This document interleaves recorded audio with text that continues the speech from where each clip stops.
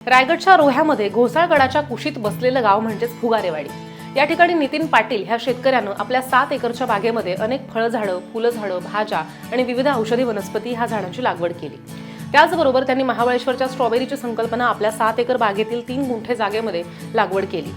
Winter drawn स्ट्रॉबेरीची लागवड करून लाखो रुपयांचं उत्पादनही घेतलंय। गेली 2 वर्ष सातत्यानं ह्या उत्पादनाकडे लक्ष देऊन चांगलं यशही मिळवलंय। यंदा सुद्धा महाबळेश्वर वाई या ठिकाणून विंटर ड्रॉन या स्ट्रॉबेरी रोपांची लागवड करून यंदा सुद्धा चांगलं उत्पादन घेता आले। सरासरी 1 दिवसाआड 4 ते 5 किलो स्ट्रॉबेरी फळ निघतंय। त्यामुळे ह्यापासून गेल्या 2 महिन्यांमध्ये आतापर्यंत 70 ते 80 हजारांची स्ट्रॉबेरीची विक्री मार्केटला करता आली आहे।